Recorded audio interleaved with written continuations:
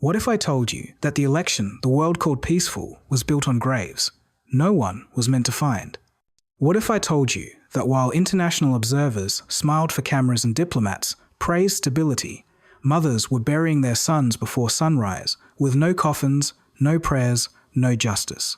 Tanzania did not erupt in violence. It drowned in silence. And that silence was crafted, protected, and enforced.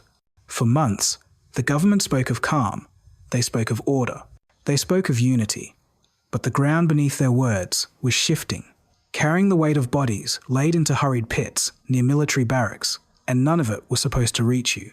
None of it was supposed to escape the borders of Tanzania, until one man stepped forward.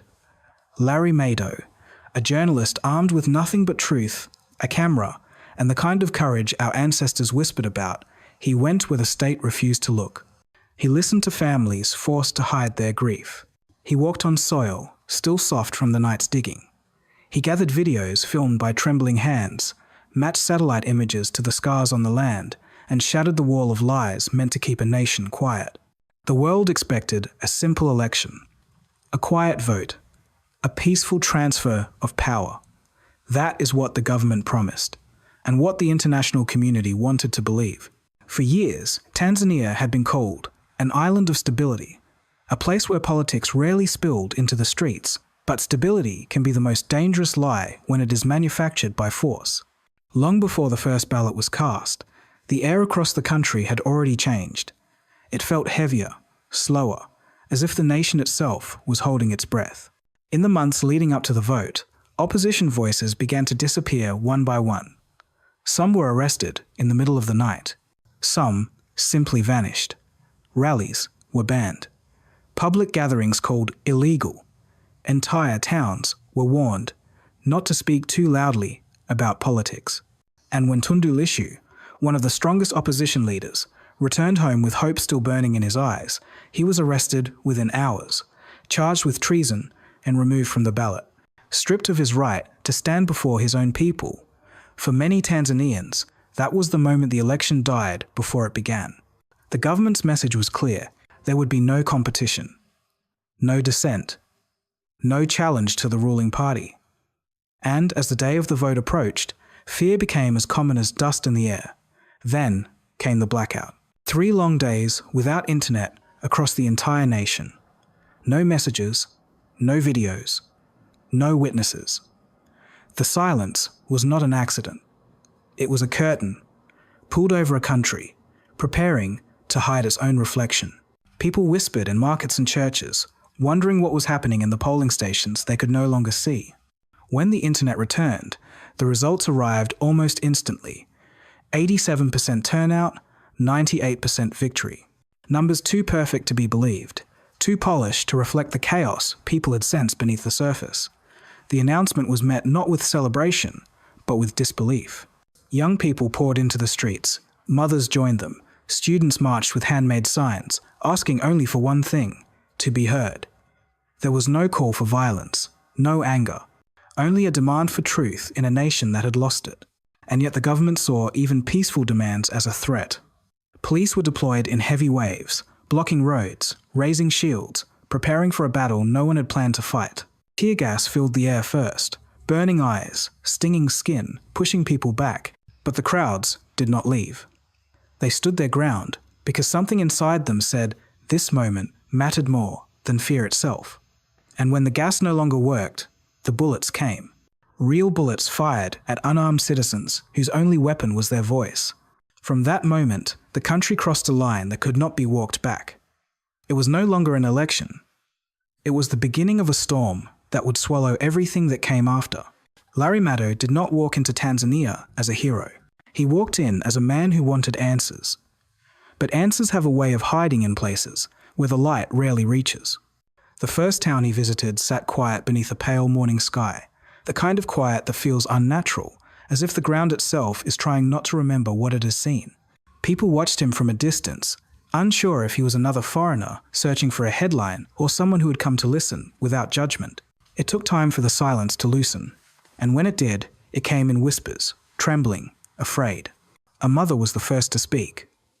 She led Larry behind her house to a patch of earth that looked no different from the rest, but her voice told another story.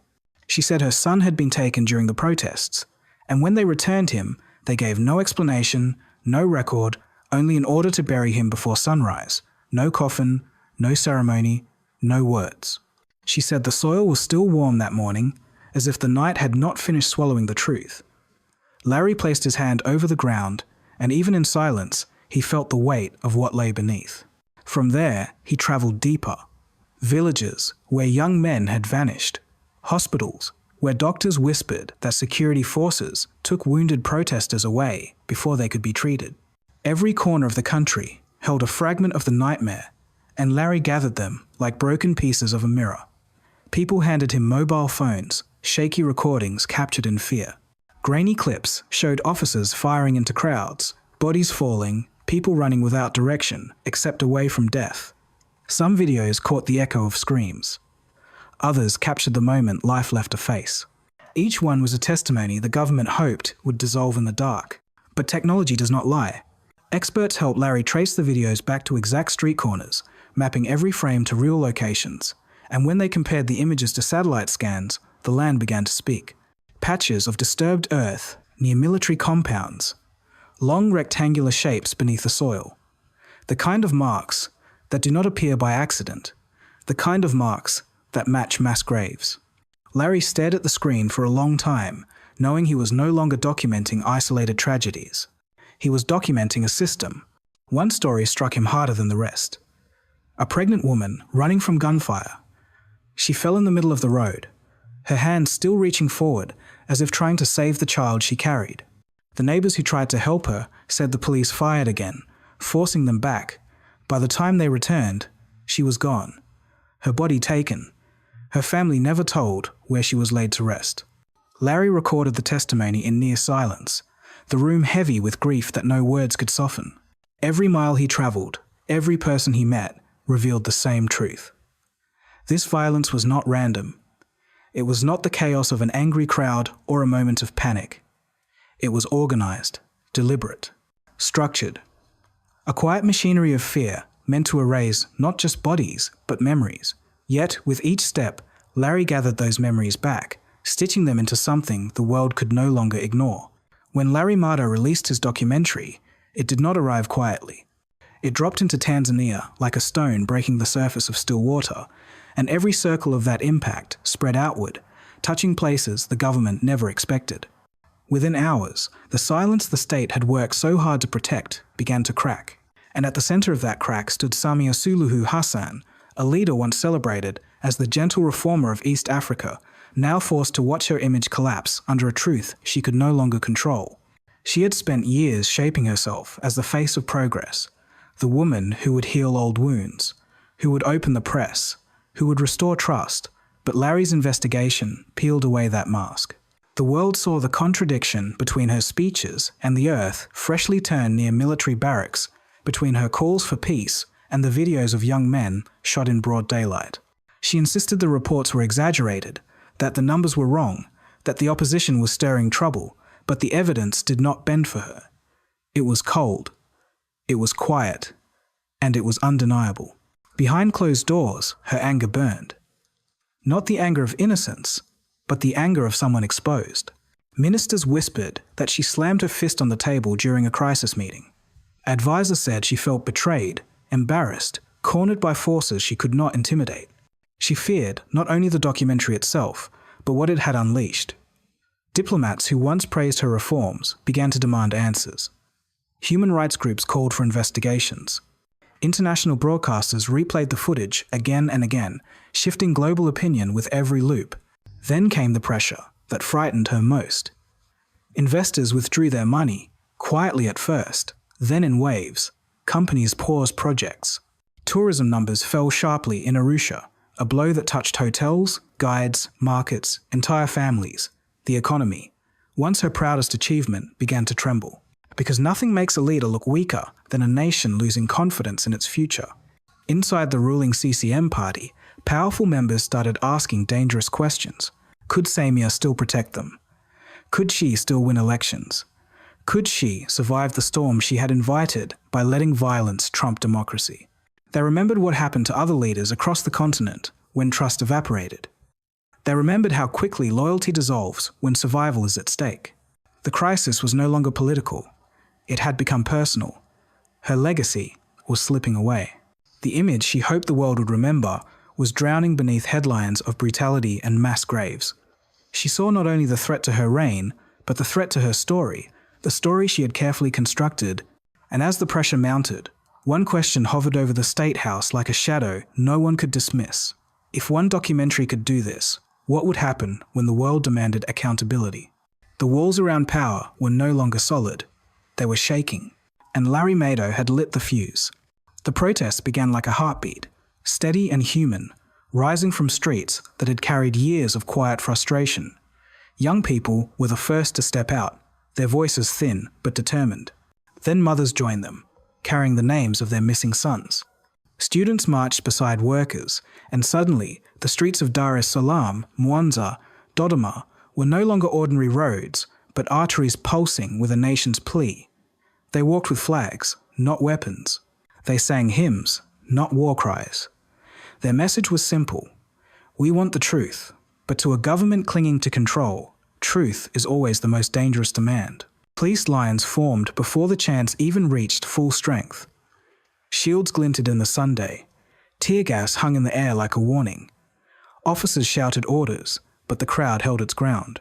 For a moment, it seemed the two sides might simply stare at each other, each waiting for the other to blink first. Then the first canister flew. It landed with a thud, hissing across the street, turning clear air into a burning mist. People coughed, stumbled, shielded children with their bodies. Yet even through the tears in their eyes, they stood. But when tear gas failed, the shift came quietly, almost imperceptibly, like a door closing somewhere far away. The rifles were raised. The commands changed tone, and then the shots began. They were sharp, final, and without mercy. Panic rippled across the crowd. Bodies dropped where they stood. The young, the old, the unarmed. Some tried to drag the wounded to safety, but gunfire followed them. Witnesses later said the bullets felt purposeful, as if the state had decided that fear must speak louder than any citizen ever could. Hospitals filled within hours. Corridors became beds. Doctors worked until their hands shook. Yet even in those crowded rooms, safety was an illusion. Security forces entered wards, taking some of the wounded away. Families waited outside, gripping photographs, praying for any news, fearing every uniform they saw. Many would never learn where their loved ones had been taken. Disappearance became a shadow stretching across the country, swallowing names, stories, futures. As the days passed, the weight of fear settled deeper. In schools, students whispered about who had not returned to class. In markets, people spoke in coded phrases. At night, families locked their doors, not because of criminals, but because of the people who claimed to protect them. Still, the protests continued. Smaller, quieter, but alive. Because a people who have lost fear once do not surrender it easily. Outside Tanzania, the world watched uneasily. Governments hesitated, not wanting to challenge a partner. Statements were crafted with careful words, heavy with concern, yet light with responsibility. But when Larry Madowo's documentary spread across the globe, silence became impossible. What had seemed like political unrest was now undeniable human tragedy. Images of bodies in the street, voices crying for help, satellite proof of graves. Suddenly, the world was forced to see what Tanzanians had been living through. And, as the truth poured out, a different kind of fear settled over the government. Fear of exposure, fear of judgment, fear of accountability. But for the people in the streets, the fear was older, deeper, etched into the memory of every step they took. It was the fear of living in a country where speaking the truth is treated as a crime. When the documentary finally finished its journey across the world, the shock did not fade. It settled. It stayed. It became a weight on the shoulders of a nation already struggling to stand. In Tanzania, the government tried to move on as if nothing had changed, but reality is harder to bury than any body placed beneath the soil. The truth Larry Madowo uncovered did not simply expose a crime. It exposed a system, and systems do not fall quietly. Samia Suluhu Hassan found herself standing on ground that no longer held steady. Every step she took echoed with unanswered questions. Diplomats who once offered warm smiles now offered carefully measured doubt. International reporters began digging into the story, each uncovering new cracks in the version she had tried to present to the world. Her greatest fear was no longer the unrest in the streets, but the quiet judgment forming in global halls of power. Then came the talk she dreaded most: crimes against humanity. Those words followed her into every meeting, every interview, every closed-door discussion. She tried to distance herself from the violence, to claim she had not known the extent of what happened, but a leader cannot simply choose innocence when the state acts in her name. And as calls for an international investigation grew, her image transformed from a reformer to a ruler running from her own shadow. The economic consequences arrived just as quickly. Foreign investors withdrew, not out of outrage, but out of fear. Instability is poison for business. Aid packages were paused. Development partners reconsidered agreements. Tourism, the pride of Tanzania's economy, collapsed almost overnight. The streets of Arusha, once alive with travelers seeking safaris and mountains, grew quieter. Hotels cut staff. Markets shrank. Families felt the tremors long before officials admitted what was happening. Inside CCM, her own party, the whispers turned sharp. Powerful members asked whether Samia could still protect their interests or whether she had become a liability. History across Africa had taught them that a leader who cannot shield her allies does not last long. Alliances that once seemed unshakable began to thin, and loyalty became a currency too expensive for many to spend. But the deepest wound was not political or economic. It was emotional. For the first time, many Tanzanians realized the world saw their suffering. Their grief was no longer hidden inside small homes or whispered between neighbors. Their pain had been witnessed, documented, and carried into global view, and that changed everything. People who had felt powerless now felt seen. People who had felt abandoned now felt heard. And in that recognition, a spark of hope returned. Larry Madowo became more than a journalist.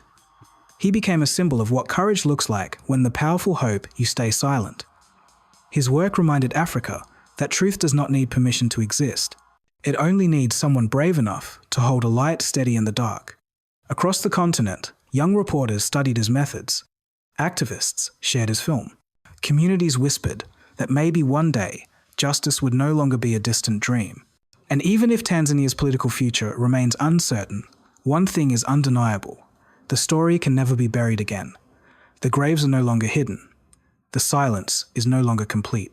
And the world, once blind to the truth, now watches every step.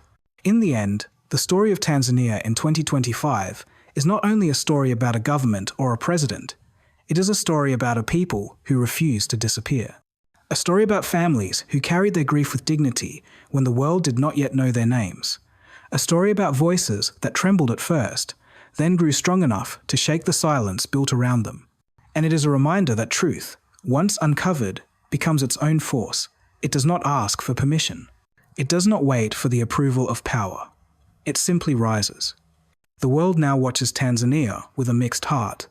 Sorrow for the lives lost, anger for the justice delayed, but also hope, because even in the darkest chapters of African history, the truth has always found someone brave enough to carry it forward. Larry Madowo did that. He stood where many feared to stand. He listened where many were told not to listen. He held a light steady in a place the world was never meant to see. And because of that, a nation once hidden behind the mask of stability now stands exposed, raw and real. For Tanzanians, the road ahead is uncertain. The government may choose transparency or tighten its grip. The international community may offer support or step back into cautious distance. But the people, the ordinary citizens who endured the long nights of silence, now know they are not alone. Their pain has been witnessed. Their truth has been spoken. And once a truth is spoken, it does not die. It echoes.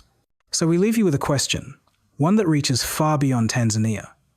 What does a continent become when its people refuse to let their stories be rewritten by force? What future emerges when truth belongs not to the powerful, but to the brave?